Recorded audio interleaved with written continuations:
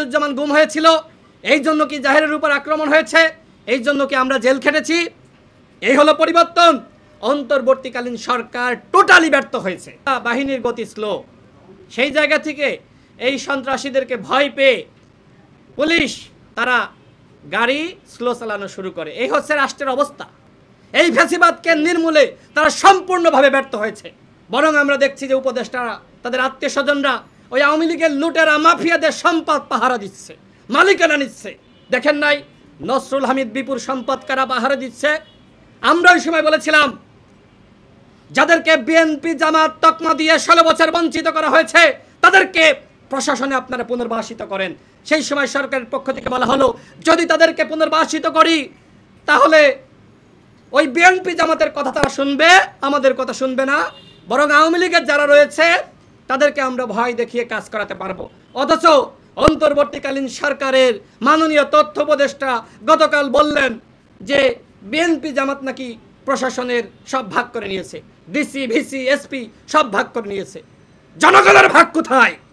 এই কথা বলার আগে মাহফুজ আলমের পদত্যাগ করা দরকার ছিল। দায়িত্ব নিয়েছেন, পালন করতে পারবেন না, ফ্যাসিবাদের নির্মূল করতে পারবেন না, বিএনপি জামাতের উপর দায় দিয়ে আপনারা পার পেয়ে যাবেন।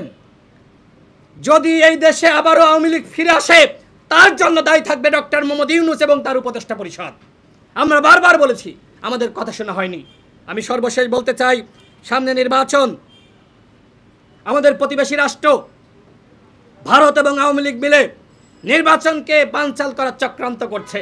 নুরুল হক নূর সহ আক্তার হোসেন, আব্দুর রহমান, বিএনপির মহাসচিব এবং এর আগে হাসনাতের উপর হামলা হয়েছিল। এই যে হামলাগুলো হচ্ছে এর একমাত্র কারণ হলো দেশকে আনস্টেবল করা, দেশে আরেকটি ১১ ফিরিয়ে আনা এবং এই সরকারকে ব্যর্থ করা, যাতে করে এই সরকার কোনোভাবে নির্বাচন না করতে পারে।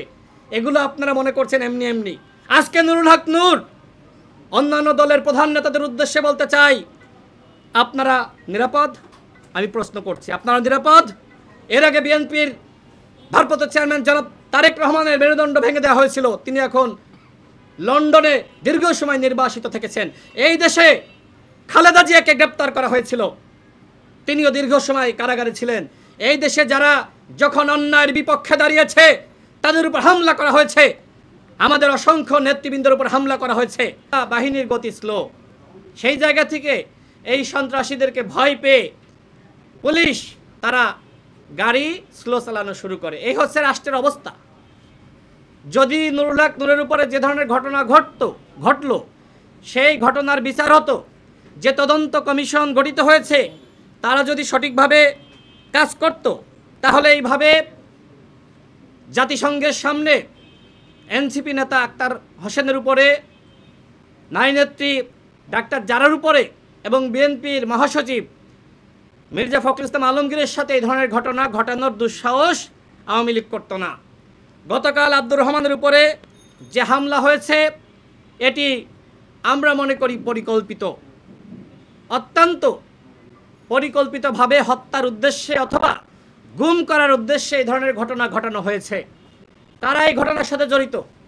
আমরা দেখেছি সেই আওয়ামী লীগের সময়ে এজেন্সির লোকেরা সাদা পোশাকে হায়েস্ট নিয়ে এই ধরনের ঘটনা ঘটাতো। আমরা সন্দেহ পোষণ করছি